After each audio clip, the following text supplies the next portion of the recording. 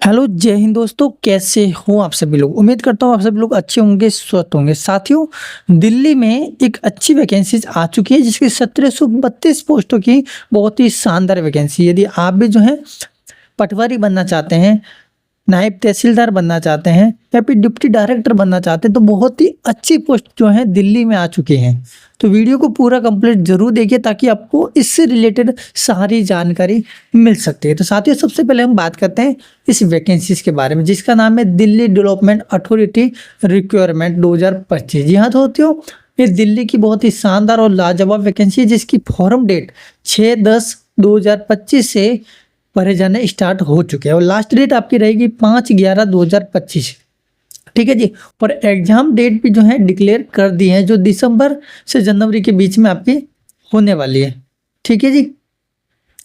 चलिए, तो अब हम जानते हैं इसकी फीस के बारे में। तो फीस बताना चाहूँगा, जनरल ओबीसी और ईडब्ल्यूएस कैटेगरी में आते हैं तो 2500 रुपये आपकी फीस लगने वाली है। यदि एससी एसटी कैटेगरी में आते हैं तो 1500 रुपये आपकी लगने वाली है। और इसी तरह यदि फीमेल कैटेगरी या फिर थर्ड जेंडर में आते हैं तो 1500 रुपये फीस आपकी लगने वाली है। सारा कुछ है वो ऑनलाइन मोड आपका रहने वाला है। रिफंड जो है पॉलिसी क्या है, the full application fees of SC ST PHESM all female third gender category or shall be refunded after deduction of applicable bank charge to those candidate who appear in the exam। मतलब ये है कि यदि आप exam attempt करते हैं तो जो भी जो है इस वैकेंसी रिलेटेड जो भी चार्ज होगा वो कट के जो है बाकी जितनी भी फीस है आपके अकाउंट में भेज दी जाएगी।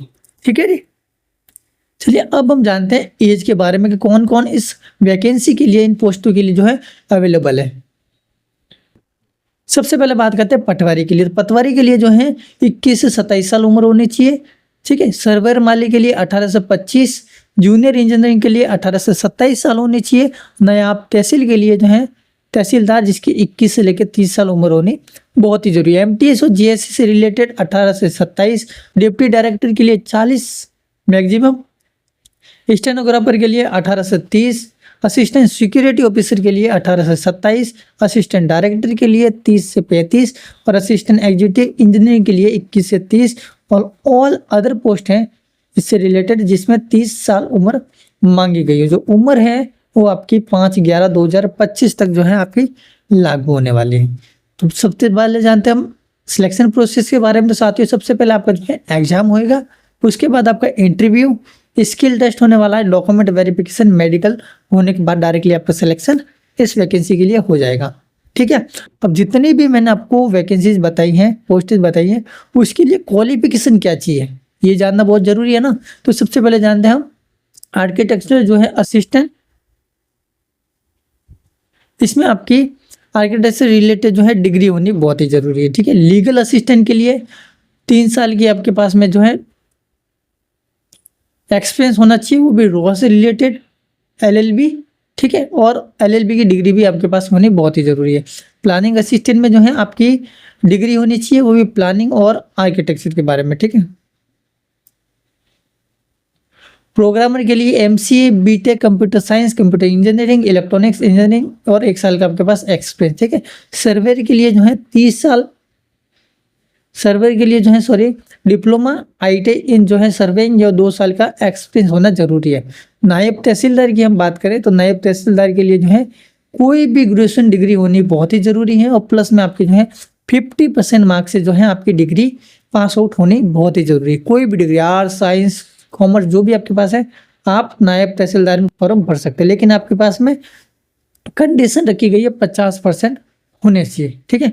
जूनियर इंजीनियरिंग की हम बात करें तो इनमें डिप्लोमा इन सिविल, इलेक्ट्रिकल, ठीक है, मैकेनिकल इंजीनियरिंग से रिलेटेड आपके पास में डिप्लोमा होना जरूरी है। डिप्टी डायरेक्टर की हम बात करें तो इसमें पीजी डिग्री आपके पास में होनी चाहिए। ठीक है। Related experience. असिस्टेंट डायरेक्टर की बात करें तो डिग्री इन रिलेटेड फील्ड और रिलेटेड एक्सपीरियंस। चलिए, तो सबसे पहले हम जानते हैं पटवारी के बारे में। तो पटवारी आपके पास में कोई भी डिग्री आपके पास में होगी तो चल जाएगी। ठीक है। किसी से भी रिलेटेड डिग्री आपके पास में होनी बहुत ही जरूरी है। उसके बाद में जूनियर सेक्रेटरी असिस्टेंट, इसके लिए 12th पास होना जरूरी है। ठीक है। और टाइपिंग टेस्ट की हम बात करें तो इंग्लिश में जो है आपके 35 वर्ड आपके होने चाहिए, वो भी 1 मिनट में बिना कोई गलती किए, ठीक है। और हिंदी में आपके 30 वर्ड। और असिस्टेंट सिक्योरिटी ऑफिसर की हम बात करें तो इसमें भी कोई भी ग्रेजुएशन डिग्री आपकी होगी तो चल जाएगी। उसके बाद चलिए आते हैं हम सेक्शनल ऑफिसर, ठीक है, जैसे हॉर्टिकल्चर, जिसमें हॉर्टिकल्चर, एग्रीकल्चर और आपकी फॉरेस्ट्री से रिलेटेड आपके पास में डिग्री होनी चाहिए। और अगली आपकी है जूनियर ट्रांसलेटर ऑफिस लैंग्वेज, इसमें पीजी डिग्री होनी चाहिए हिंदी इंग्लिश और इससे रिलेटेड डिप्लोमा, और 2 साल का आपके पास में एक्सपीरियंस भी होना बहुत ही ज़रूरी है। उसके बाद हम जानते हैं असिस्टेंट एग्जीक्यूटिव इंजीनियरिंग, ये डिग्री होनी चाहिए आपके पास में सिविल की, इलेक्ट्रिकल इंजीनियरिंग की, ठीक है। स्टेनोग्राफर जो है ग्रेड डी की हम बात करें, इसमें भी आपके पास में 12th पास होना चाहिए और आपके टाइपिंग होगी हिंदी और इंग्लिश की, ठीक है। इसमें 1 मिनट में आपको 80 वर्ड टाइप करेंगे, और ट्रांसक्रिप्शन है वो आपकी 50 मिनट का आपका रहेगा, ठीक है। और हिंदी में आपको 25 मिनट का रहेगा। टाइपिंग इंग्लिश 40 WPM और हिंदी में 35 की, ठीक है जी। और माली की बात करें, माली में फॉर्म भरना चाहते हैं तो माली के लिए जो है 10वीं पास होना जरूरी है। वो मल्टीटास्किंग स्टाफ है, MTS।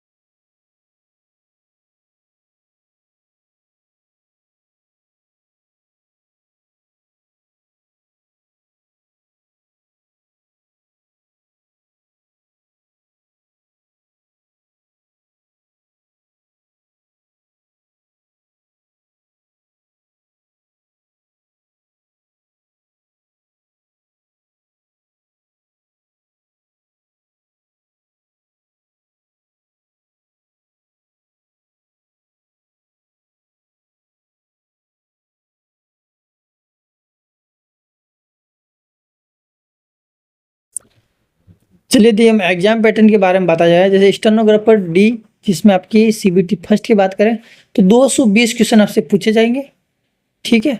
और 220 नंबर का ये पेपर होने वाला है जो 2 घंटे का रहेगा। जनरल इंटेलिजेंट रीजनिंग में आपके 50 नंबर का रहेगा, इंग्लिश लैंग्वेज में 100 नंबर का, जनरल अवेयरनेस में 50 नंबर का, और कंप्यूटर नॉलेज इसमें सिर्फ आपको क्वालिफाई करना है, ठीक है। सेकेंड स्टेज में आपका रहेगा स्किल टेस्ट, ठीक है। और ट्रांसफरेक्शन आपका होने वाला है। थर्ड स्टेप में टाइपिंग टेस्ट आपकी होने वाली जो 10 मिनट की रहेगी, सिर्फ क्वालिफाई करना है। इसी तरीके माली का भी देख सकते हैं आप एग्जाम पैटर्न, ठीक है, जिसमें आपके पार्ट 1 में आपके 100 मार्क्स का आपका पेपर रहेगा, ठीक है। मल्टीपल चॉइस क्वेश्चन पूछे जाएंगे। और सेकेंड पार्ट में जो है रीजनिंग के 10 क्वेश्चन है ना, क्वान्टिटी एप्टीट्यूड के 10, जनरल अवेयरनेस के 10, इंग्लिश लैंग्वेज के 10 और कंप्यूटर नॉलेज के 10, ये आपका रहेगा। और MTS में भी आप सेम देख सकते हैं, इसी तरह का है। नंबर मैथमेटिकल एबिलिटी, ठीक है, 25 क्वेश्चन और 25 नंबर का। रीजनिंग एबिलिटी प्रोग्राम सॉल्विंग, इसमें 25 क्वेश्चन 25 नंबर का। जनरल अवेयरनेस में 25 क्वेश्चन 25 नंबर का। इंग्लिश लैंग्वेज में कंप्रेशन में 25 नंबर और 25 क्वेश्चन का। कंप्यूटर नॉलेज में आपका 20 क्वेश्चन 20 नंबर का आपका रहने वाला है, ठीक है।